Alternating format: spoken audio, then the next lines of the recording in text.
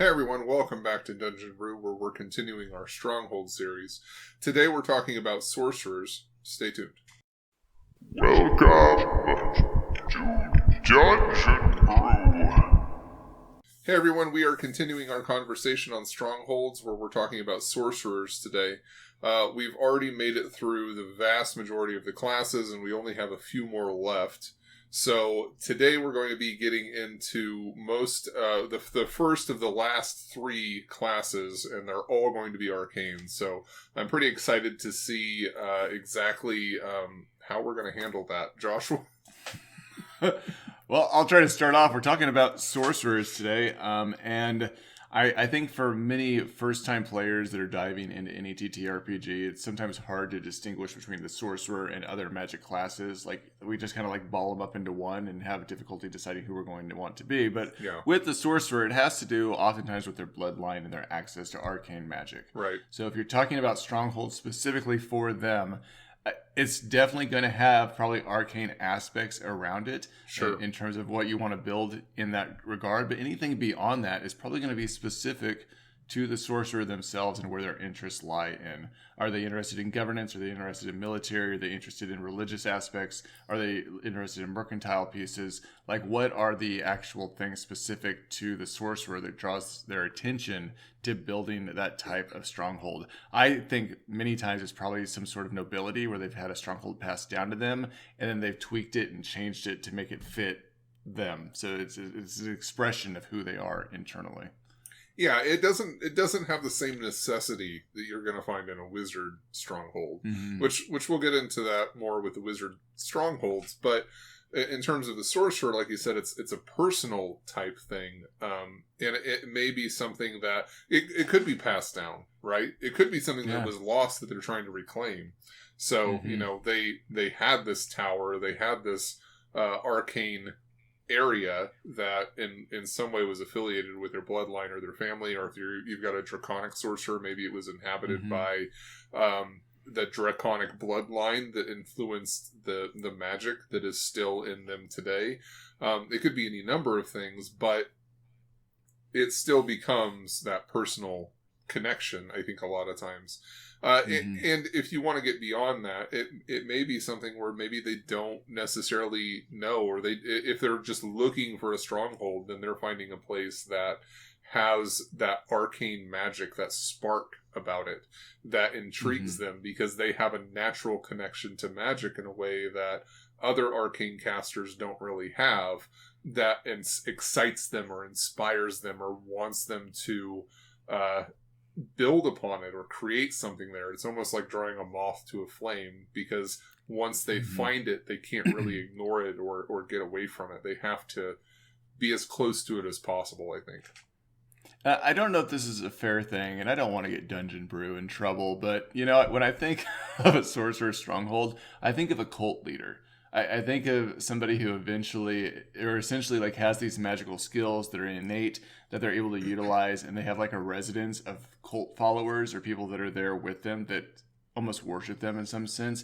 Not to the sense of like a religious stronghold, but a sense of like, this person has great power, it's innate, it's internal, they're potentially, both divine and human, and they're able to do these miraculous things, so they have their followers that are there with them too. I mean, it can be a solo endeavor or a solidarity type of stronghold, but I oftentimes perceive it as being like, there's this BBEG or this sorcerer that lives here that everyone looks up to because of the magic that they carry within themselves. So I that's a very interesting thought. I think that it would be setting specific. But sure, the things that I think of are immediately Conan movie with James Earl Jones. Can't remember the name, but he was a sorcerer basically, and he had a cult following. He had this massive number of people who followed him.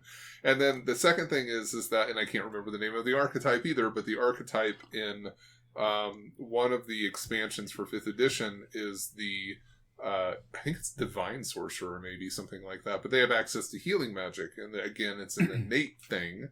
It's not necessarily granted by a divine power, which is completely different. So there are a couple of avenues, I think, just in terms of like storytelling for one, and then in terms of archetypes for another, that kind of get you to the place that you're talking about. Mm-hmm. And I'm sure that I have already posted these things somewhere around the video by the time that you're watching this. The things that I can't remember. That's probably true. Well, I was going to say, I have other examples I'd utilize, but it'd probably get us in trouble to talk about them. But with the Sorcerer Stronghold, I think that in develop...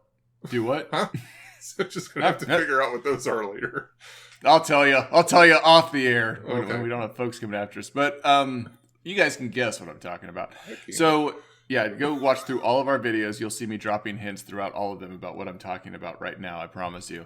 So in the Sorcerer Stronghold, I think it's important that you also then, of course, know about that individualistic style of what your player character is wanting to build and who they are in terms of how they want to develop that. Right. I think that the cult aspect, of course, is interesting and fun, and you're right that it's story specific. But what is it specifically that your character is trying to do as a sorcerer that would necessitate them to have a stronghold? And I think that motivation is probably going to be the driving force in how you build this for them specifically. Right, which I feel like for the sorcerer, it's somewhat different than many of the other classes that we've talked about. The thief... The rogue, sorry. The rogue needs access to the Thieves Guild in order to be, to be more effective at what it is that they do. The bard is a creative who wants to have a place to perform. The fighter oftentimes is drawn to war and therefore is going to have a keep with military because that's the life that they lead. Like and any religious class obviously is trying to impress their god by building the biggest possible phallic that they can. So when it comes to the sorcerer, you're right. What is the motivation there? And I think that has to come from the character. It has to come from the player for what it is that they're wanting to accomplish with this. Which in one venue you can talk about, they're drawing people to them. There's this cult or this following or there's something that's coming towards them in that way. But it's a personal thing that I don't think many of the other classes really get to experience in terms of what it is that I want to build. And we didn't really touch on this. I think we talked about it, the stronghold having arcane elements. It's entirely possible that the stronghold for a sorcerer is simply a residence. It's a home. It's a reprieve. It's someplace that they go back to that may have nothing to do with their actual class in a specific way. Yeah, that'd be a really interesting piece where essentially they have this front almost, as you would see in the rogue class, where it's a front of just a regular residence, and yet they're this great, powerful magician, sorcerer of sorts that exists within this place. But maybe they do need a place for a ritual circle of some kind, or they need to have some sort of gates to other planes in order to access that, where they're bringing in minions that maybe follow them of some kind, if they are of evil nature or even of divine nature. Maybe it's a way for them to step across into planes of divinity where they can speak to angels and demigods and gods themselves.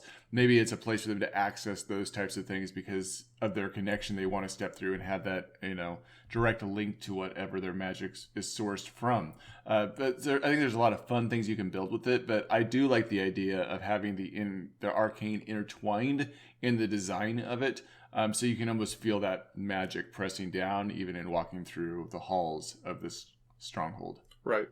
So I think now I'd like to get into the NPC aspect, the NPC sorcerer, the one that you come across as a quest giver, which we've talked about in all of the previous videos, that this is basically what does the Sorcerer Stronghold look like if you're coming across it as a party member, or potentially like as that connection getting into the affiliation with other sorcerers who have similar things, which we almost always think of a sorcerer's stronghold as being a sorcerer's tower, right? I mean, I feel like that's kind of intuitive, but it's the same thing for a wizard. The wizard has a tower, the sorcerer has a tower. For some reason, arcane people live in towers. But for the sorcerer specifically, what does that look like in terms of quests? What is the sorcerer wanting people to do on their behalf? Sorry, I'm like over here needing to Google really quick because immediately I'm thinking of the bad guy off of Indiana Jones and the Temple of Doom. I'm like, was that a sorcerer or was that a wizard? I don't remember him having a book. They never have books. Gandalf didn't have a book. That's true, but I'm just like, in Gandalf that case, like he was a sorcerer. that did blood magic that had to be overcome, and it wasn't in a tower; it was underground. Yeah, and it had the front of a palace. Sorry, I digress. Okay. In terms of quests, though, like what are we looking at for quest giving for a sorcerer? So, if their magic is innate, more or less, that doesn't necessarily take away them wanting to have magic items or having access to other magic that exists in the world. And so, oftentimes for me, it's like quests that are presented for like search and seizure type of stuff or exploration quests where they're sending people out to go find stuff and bring it back to them. Search and seizure. Did I use that wrong? Search and something. We need the ring of protection and all the cocaine. Listen, I got people coming to my doorstep. I need you to search in something then. Sure. So yeah, I mean, obviously, getting power, getting things, could definitely be something that they'd be interested in. I feel like at a certain stage, some of the stuff that they want done maybe feels like grunt work. So there are creatures on their lands that they don't want to have to deal with. They could, but it's easier to make somebody else go and do it because then they can spend their time doing something else. And so they send the adventuring party to deal with threats that they don't want to deal with themselves. Those are always potential quests. You could also have them eliminating rivals if there is another sorcerer across the mountain who has a tower that's bigger than theirs and they don't want to have to confront them one-on-one because that's too dangerous. So they send the adventuring party after something like that. I think that there are options. There are plenty of options for the sorcerer because the sorcerer is physically weak generally. They're usually operating solo unless for some reason they have a cult. And they rely on others in order to accomplish some basic tasks like that. Because they probably have the means to deal with it. They just don't want to, I think would be the main thing.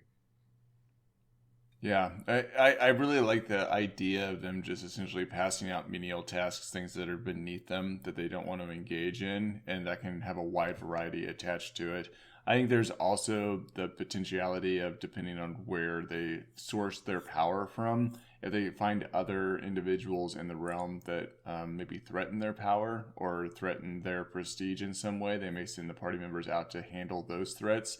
I think if things even, I know we talked about Baldur's Gate in the last video, but you have like the Child of Baal. How many do you send people out to get rid of all the other Childs of Baal that exist within the world? So you're the only one, sourcing from that power type of thing.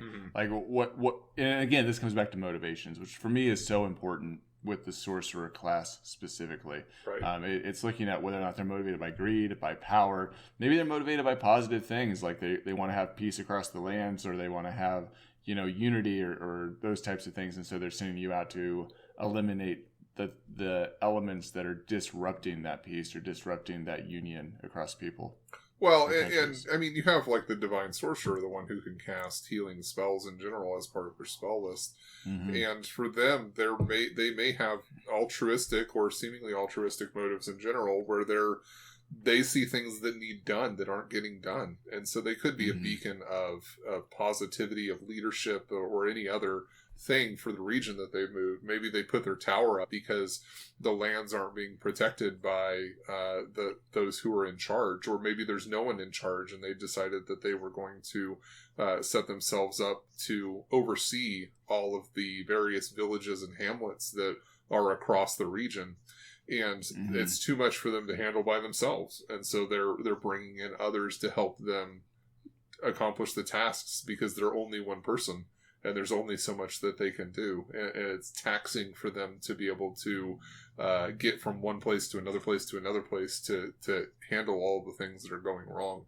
So you can really expound upon the fact that the sorcerer in general is solo.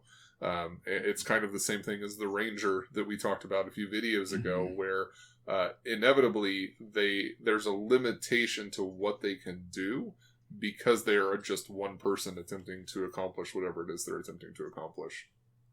Yeah, absolutely. I very much like the idea of the sorcerer being the solitary individual that's essentially trying to have impact in one way, shape, or form, and just not having enough hands to do all the things that they want to do. Right. I know we've talked about the variety that you have in building strongholds for a number of different classes. But the sorcerer is different, I think, because the variance comes in terms of what they are pulled to do, what they feel like they need to do. That motivation piece, again, that's where I think that variance is strongest in all of the classes, and specifically with the sorcerer. Yeah, so you can kind of think of a sorcerer almost like the child of a celebrity. They're born into a great deal of power. They could probably do anything that they wanted to do. It's just really up to them. Mm-hmm. They have the influence. They have the resources. They just have to decide what do they want to do with their lives. Because the sky's the limit. So in terms of the antagonist sorcerer, trying to take them out of their stronghold or trying to eliminate a sorcerer in their stronghold, you definitely have, I think the classic wizard tower, sorcerer tower, arcane tower levels is always a piece of it. That should always be a thing, where it's difficulty, there are challenges, there's something that threatens you on every single level that before you're allowed to progress up to the next level, right? That's probably stage one anytime that you're trying to assault any type of arcane stronghold of any kind. I think the interesting thing with me about Sorcerer Strongholds specifically is I feel like because of their arcane nature, your lair actions exist all the way throughout that dungeon, so to speak.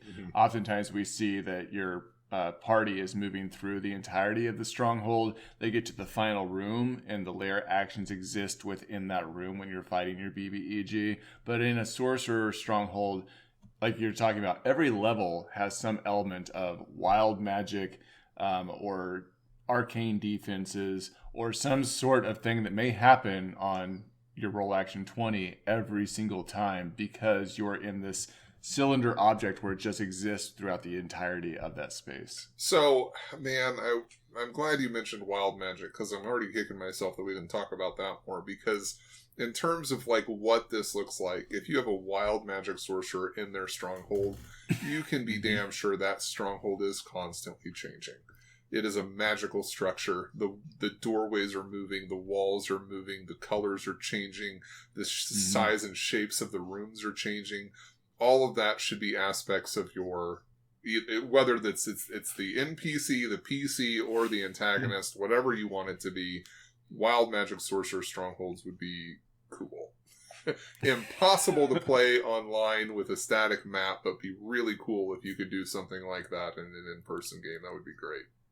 Well, I don't remember if this was a sorcerer that we were fighting, but there was one campaign where we were fighting an individual that changed the location that we were fighting in, like every so many rounds that you had us fighting. And it was like wild magic almost, but it was just the setting changed. We were fighting in the snowy mountainous region, and then suddenly we were shifted to burning lava with rarely having rocks to stand upon, and next thing you know we were in the wild woods. And so it would constantly like shift into a different scene, and you would switch us onto another map to fight this individual. But it felt like wild magic. It felt like something that a sorcerer might utilize. And in this case it might have been a demon. You were or something. fighting an archfey is what you were fighting. I think the Queen of Air and Darkness is who you were fighting. That makes sense. But I think that would also still work for a sorcerer's stronghold for wild magic. Yeah, that would be really cool for an illusionist wizard as well. But again, we'll get into that a little bit later. So, but in terms of lair actions, magic, whatever the focus of that sorcerer is, should definitely come into play with it. Wild magic is definitely a piece of it. Maybe the wild magic is something that affects any arcane casting or any casting that occurs within the tower. That's not necessarily a lair action, but it's definitely something. Or it could be something that activates for a round, and then changes, randomly on initiative count 20. You can have draconic sorcerers having access to like draconic wormlings or small dragons, or maybe they have a dragon ally of some kind at a certain level. The divine sorcerer getting access to magical healing of some kind. And any time that you're dealing with any caster, whether it's divine or arcane, you can always just give them more of the same. Maybe they have more arcane casting slots.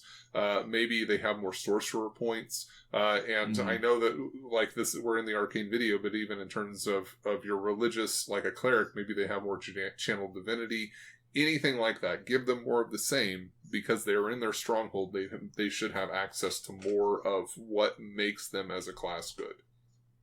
And I'll be honest, one of my go-tos is typically looking at like a level 3 spell that just triggers within the room that you're fighting in, every 3 rounds or something as well. Which I know is just kind of an easy, just like checkmark thing off for a lair action.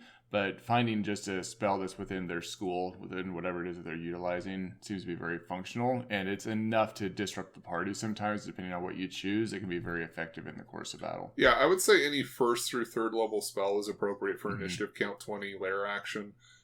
Especially one that's on the list of the particular sorcerer would make sense. But again, it should be rotating. Like I wouldn't set up a lair action where it's like every round a new 3rd level spell goes off or something like that. Right. That's like one option. Yeah, it's like this version of it is definitely acceptable to like throw out there as a lair action.